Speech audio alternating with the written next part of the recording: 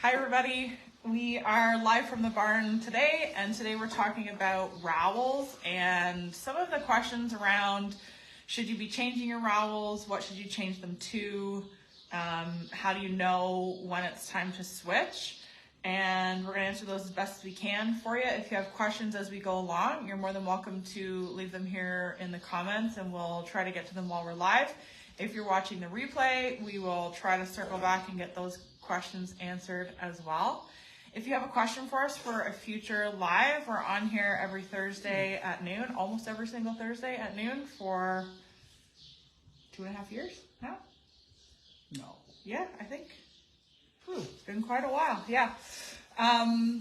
If you have another question for us that you would like for us to address in a live, then you can leave it here in the comments, or you can send it to us at our email at hayescofelph@gmail.com, and we would love to hear from you.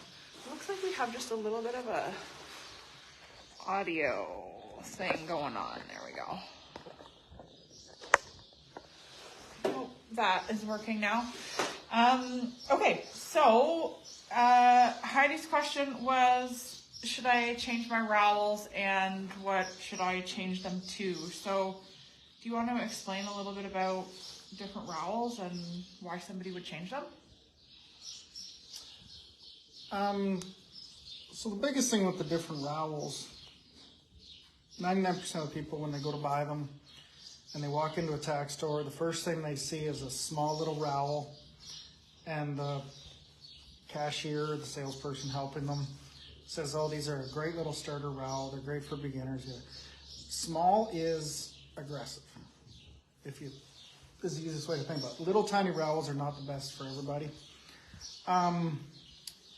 The ones, I don't have an example to show that, but the ones that are like the size of a dime or the size of a nickel are going to be, those are going to be more severe than a bigger rowel. Nobody wants to go to those bigger rowels right off the bat. And a lot of the cheaper ones too are a narrow rowel, and that makes them a little more aggressive.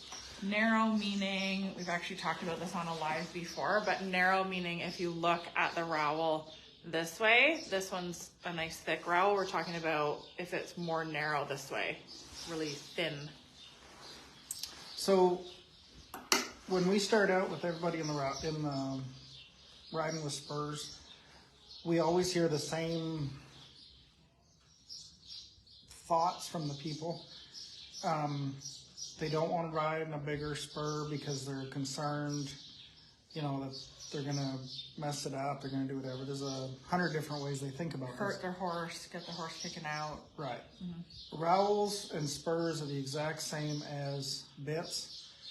Bigger bits in the right person's hands on the right horses are great.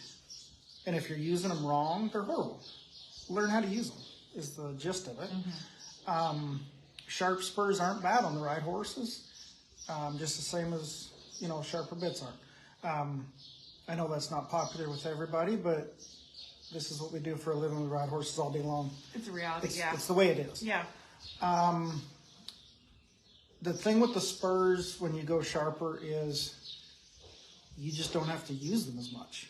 So if you think of somebody with bare feet and a snaffle bit learning how to ride, and they're bumping the horse and it's not reacting, they're pulling on its face, it's not reacting, the horse is learning to not say yes sir or yes ma'am, then they get heavy, they get pushy. So as long as you have the equivalent or the right ratio for the horse and the rider, and it's tough to get all the time and it changes, but having that knowledge that spurs used well are a great thing, spurs used wrong are a bad thing, learn how to use them right is the first part. So the basic spur that we have everybody kind of start out with is, it just looks like that. They're a fairly large rowel. They're fairly large both ways. They have big, dull spokes on them. They're not aggressive. A person can push on them, and it's going to work pretty good. As they progress, horses, you don't always progress sharper. what you have to realize in the horses are, do the horses respect sharper better?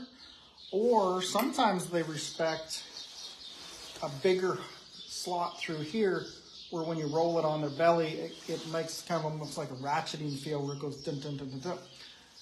Some horses like blunt thumping, some horses like a sharper poke, some horses like the ratchet effect, and you got to figure out which horse you have. Obviously get help on that one. You don't want to mess up on anything with the horses, whether it be bits or spurs. Get help with that and find somebody who's knowledgeable and just doesn't say, you know, I have these, throw these on. There's a reason for each rowel, and you have to appreciate that. If I have maybe a real touchy-feely horse, I'm going to go to like the first rowel. And because it's a nice big rowel, you know, they feel it, they're not getting worried about it, but I can still push into their belly and they feel it. They're not going to move away perfectly from a bare boot. And then for me, 99% of the people will all ride in about the same shank, in that 99% of the people are, you know, between 5'4" and 6 foot tall, I would say. Mm-hmm.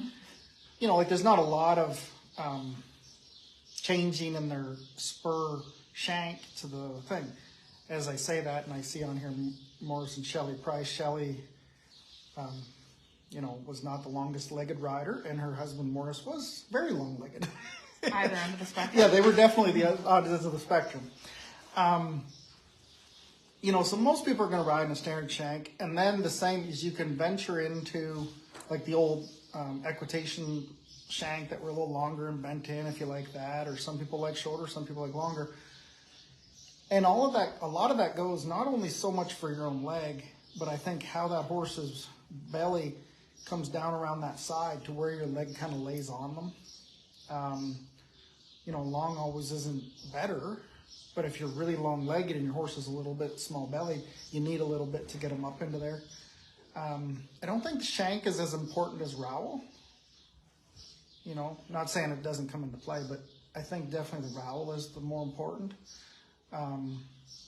So once we start out with that basic rowel,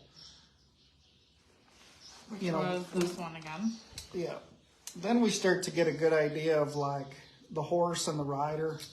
You know, if we have a rider that likes to really move their feet fast and or doesn't know where they're at, we're definitely not going to go to a sharper rowel if we need more push from it. We're going to go to one that just has the bigger edges in between each spoke to get the reaction we're after. So you might go from a set of these to a set of these. Yeah. And then the same thing, if we have somebody that's extremely, maybe on a little bit of a dull-bellied horse, and they're a dull-legged rider, you know, they don't move a lot, they just like to kind of be a little tight with their legs, then we will go to something a little more sharper, where they don't have to push as much to get the reaction that we are after. And the best way I can always describe how much pressure you want on them, if you're working on taking a tire off your truck and you got a big old pry bar, it's way better to have more pry bar and be so easy to work with it than to have not enough and then you're having to really struggle, because when you're struggling with spurs, you'll kick, but you'll start moving your leg, or you'll start using your body, and it just kind of snowballs. I think my thing is I always want to have 1 degree more severe and then not use it and not have to use my body as hard. Okay, so I'm going to disagree with you for just a second, just for fun. So that's for you. And that's knowing that your body's super effective in how you're kicking and how you're using your leg. So if somebody is not as effective as you are with using your leg and using your spur, than going to a sharper spur. Like they're saying, oh, my horse is so lazy, I need a sharper spur.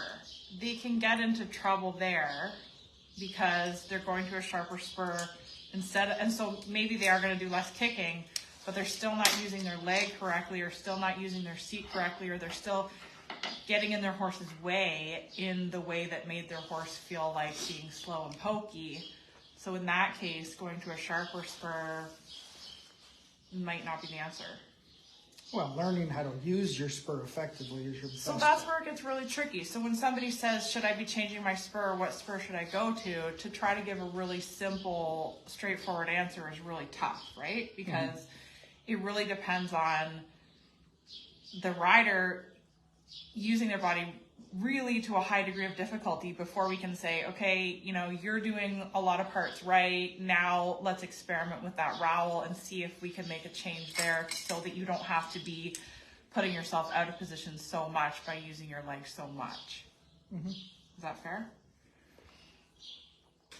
Yeah, I think as you're learning, it's definitely more important that you learn how to use them.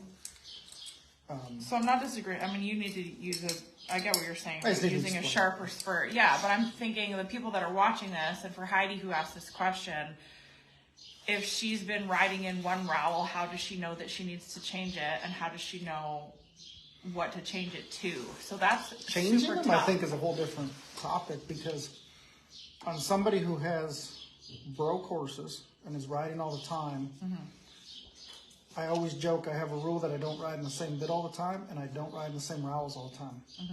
I want to figure out where they ride the best at. You know, it might be that you increase or decrease your rowel pressure right before a horse show. And I've had lots of horses where, you know, they show better with maybe a blunt rowel, but I got to kick them a little harder. And then I've had some the other way where, you know, a little sharper spur. And that's just knowing your horse. And I have different rowels on different spurs. I don't have to change rowels because in a day-to-day basis, we change our spurs pretty much every day. But I think having an option, just the same as you have options for bits, is very important so that horse doesn't get super comfortable with one feeling and then they start to ignore it. Okay, so I just want to hold up some of the different ones that we use, and that one needs to be on this end. Ugh. So those are some of the different rowels that we're using, and these ones on this end are obviously the most mild, right? They're pretty much all about the same size, but these ones have the least amount of space between them. They make the most amount of contact with the horse's belly, so that's going to be the most mild. So if somebody is looking for a more mild spur, more mild rowel to try, these cloverleaf ones are a good option. And those are my favorite right there. These ones, I yeah. ride those the most. Are a lot of people going to find any difference between those two? Yeah. Yeah? With really... These are so heavy. Okay, and then this one would maybe be just like a little bit of a step up from that. That's going to be a significant difference for me. I feel a significant difference if I ride in that. But there is a big jump between those two. There's a big jump between those two. So I think if you're riding in something like this and you feel like you need more, you could go to something like that. There's a lot more space there in between. And the points are a little bit sharper, whereas those ones are rounded. So you have a lot of options in what you can try. And if you purchase a pair of spurs where the rowels are interchangeable, so you see that little screw in there, you can just undo that and you can just change the rowel itself without buying a whole new set of spurs. So you might buy one set of spurs and then maybe you even buy 3 sets of rowels at the same time as you buy your spurs, and periodically you just change them and see what works. So there was one more set that we were kind of holding up. So then,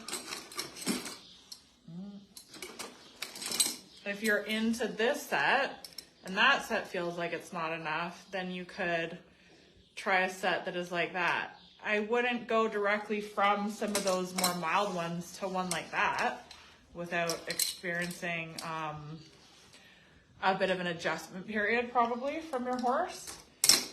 So there are some ways that we can kind of simplify it, I think, for somebody who's watching this, who's trying to figure out whether it's time to change their spurs or what they can change them to, is you can kind of look at those, whatever that was, 5 or 6 sets, and you can kind of say, okay, I could go up, you know, one rowel this way and one rowel that way.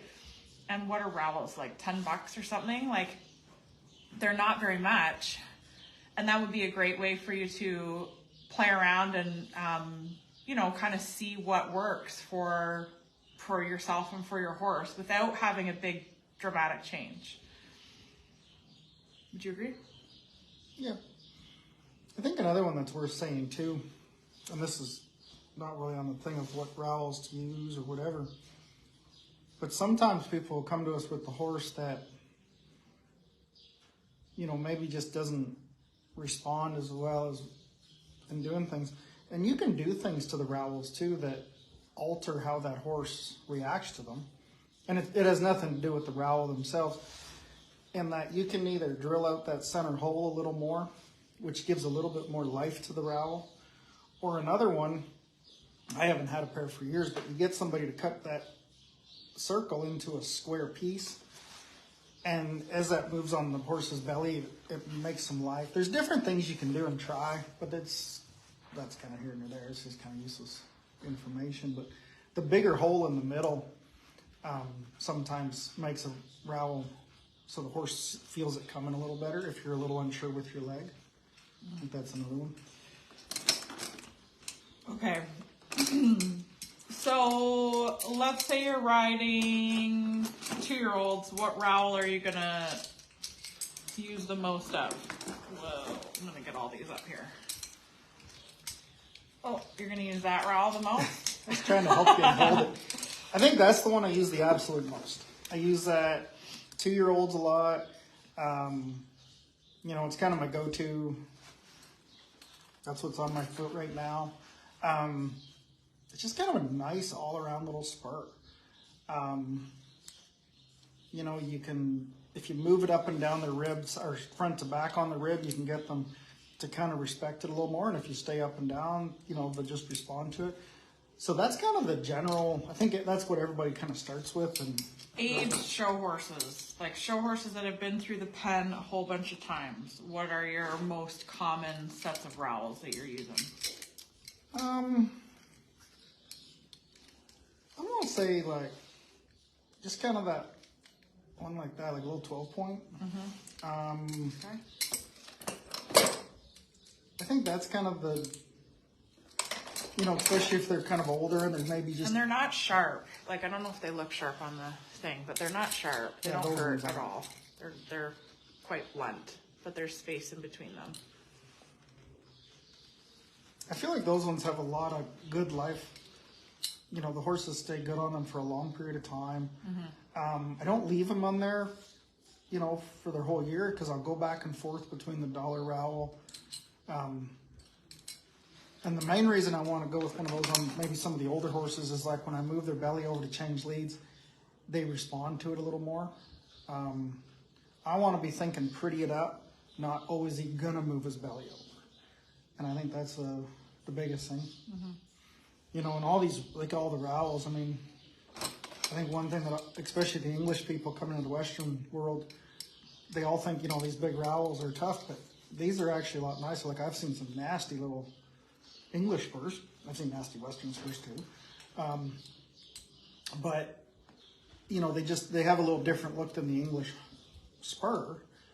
But when you actually get down to the rowel that touches their belly, the English spurs are more designed to like have a bit of a pokey feel, you know, and these ones are meant to kind of roll on them a little bit. How about reiners versus ranch horses versus cow horses? Are you using one set of rowels more depending on what you're doing of these ones? 9 times out of 10 with the ranch horses, I'm actually going to ride them in a little bit sharper spur and then show them in a hair dollar spur. Ride them at home in a sharper spur and then... Yeah, and then like the day of the show, maybe the day before the show, I'll actually lighten it up a little bit. And I find with the ranch horses, that's where I come in with the hole drilled out in the middle.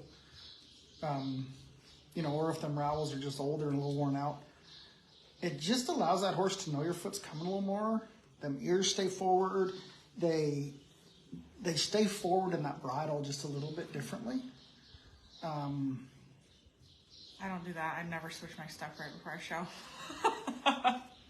I'm not saying on all, like, but I might some switch of it them a that week before, maybe a week or a few rides before, but I don't switch. You don't look change. I don't. No. Well, I'm getting better with it. But I'm not saying it's a bad thing. I don't like to. I'm just saying a lot of the horses. I just can't. Yeah, I like to. If there's something that I feel like is sticky or a problem, then I might switch. But I would avoid switching in the week before I show, for sure. Mm-hmm. And there, like, you really have to know your horse. You really have to trust your horse. Mm-hmm. I like the look of these ones a lot. Like, I just feel like that looks like a really nice rowel to ride in. And for a lot of people it is. Like, I really like putting, you know, those ones and those other ones that you held up, the big fat ones. Mm-hmm. These ones. Like, to put somebody in that I'm teaching, I really like to put people in like that. For me, I typically like to ride in these ones. Maybe a little bit more dull depending on what I'm working on, but almost all the ones that I've been riding the last few years, I'm riding in that, or maybe that with a little bit longer shank, just because my legs are quite long and sometimes they hang down below the belly and I need a little more shank to lift up there.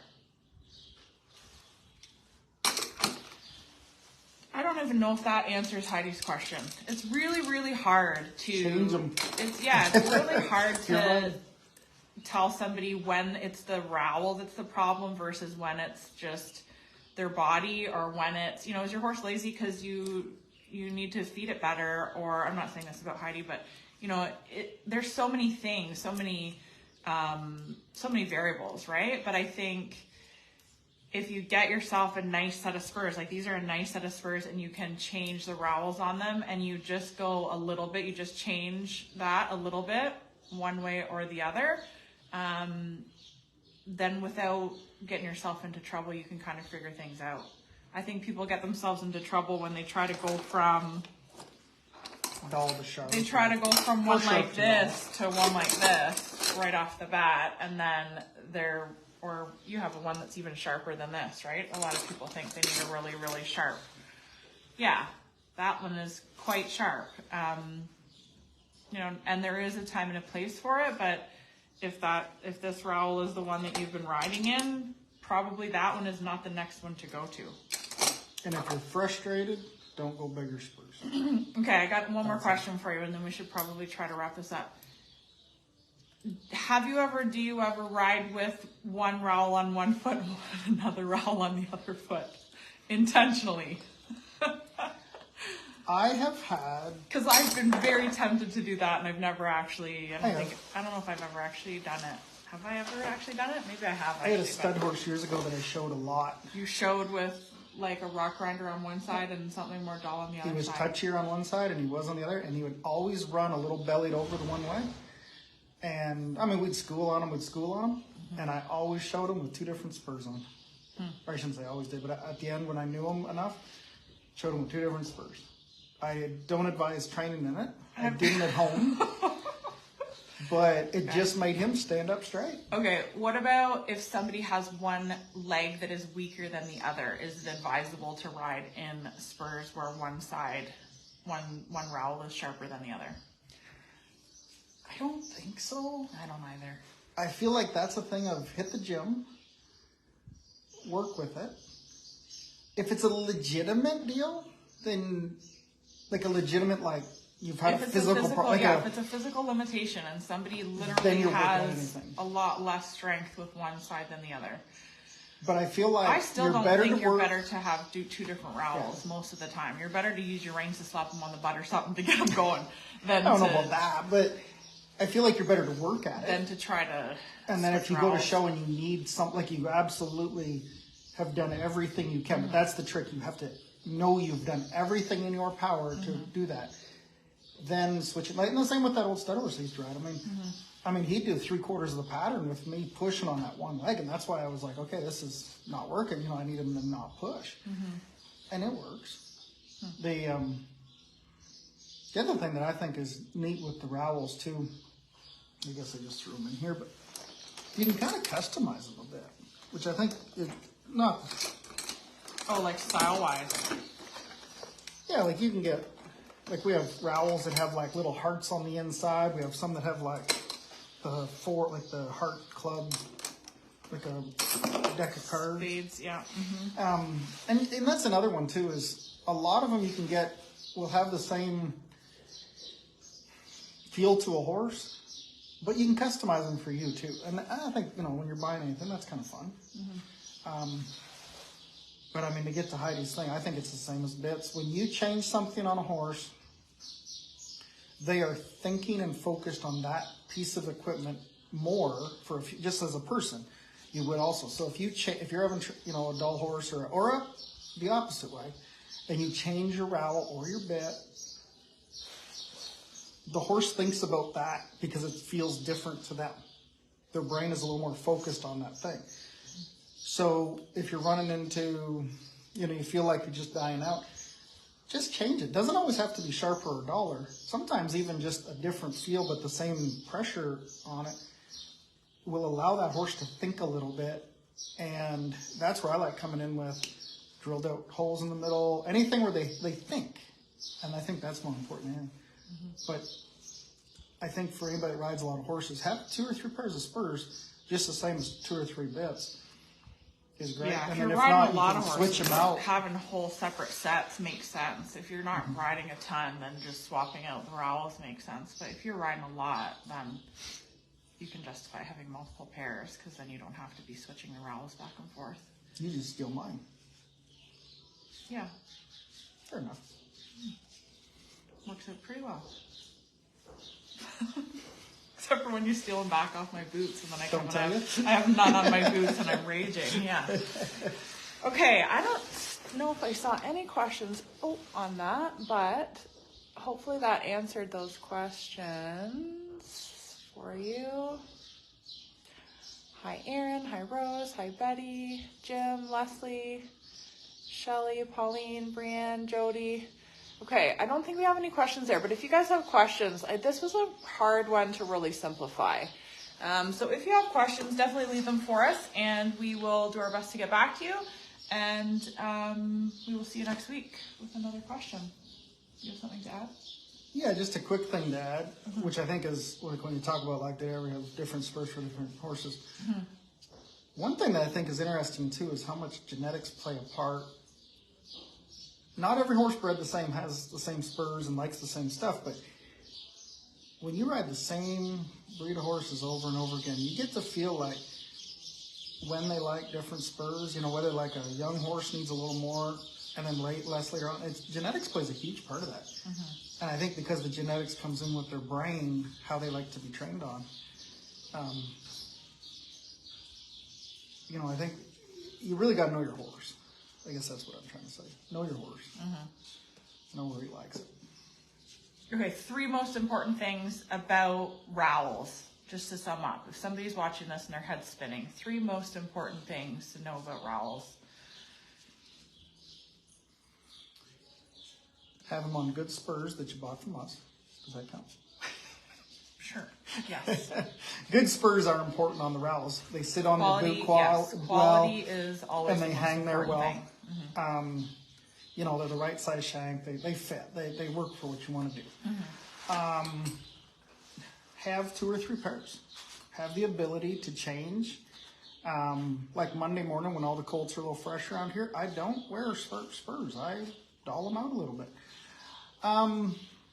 I like the thing that you said earlier about don't change your rowels when you're frustrated. And that's where we see a lot of people do it. They're frustrated, the horse won't go forward. Give me a pair of big sharp spurs, let me go. Yeah. That is not the time you want to put sharp spurs on. As soon as you're frustrated, you do not go heavier with your bits or your spurs. So good quality spur and a good rowel. Having the option to change them, whether it's having multiple pairs of spurs or having multiple rowels, I think don't be afraid to change them. Just don't go crazy and change them. And don't be changing them when you're frustrated. Okay. What do you think is the most important? Not changing them when you're frustrated. I think that's super important. I think that width, the size, like having a decent size and just the width of the rowel is really important. You know, the other thing we didn't talk about at all, which we should have probably, and then we'll let you guys go, is this material. This material of spur, these are blued steel. This is such a nice material to use when you're riding and when you're putting something on your horse's side over and over and over again. As soon as I see that somebody has stainless steel spur on, I'm instantly wondering whether their horse would go better in a pair of these, because they do respond better to this softer metal. They just, I don't know how to explain it, they just do. They have a better feel on your foot. They must have a better feel when you're applying it on your horse's belly. But I don't know how many people we have these here, so I put them on because I'm always curious to see whether that's the change, and it almost always makes a significant difference. I don't know, but I ain't arguing with you, dear. I don't know if it's so much the blue steel, but so many stainless ones are cheaply made. Yeah. They don't sit on the boot properly. And they're not heavy enough to sit well when that horse is loping. They don't find the bottom of that boot, so you know where it's at when you push. I've seen good stainless ones. I've seen really good ones.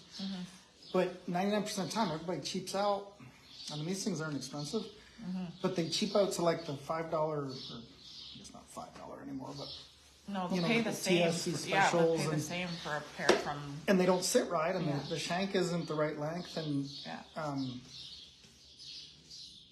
a good set of spurs and they last forever. I'm going to agree with you that it's the quality of the spur and how it's made, but there's something about this metal, because I find it with the bits too. They just have a nice. Well, I think the bits, because they have a taste. They rust, and the horses chew on them and stuff, and there's a difference in that material that I like. Okay, I hope that answered your question, and that you will send us in more questions so that we can get those answered for you next week on Thursday. Sounds great. Have a good week.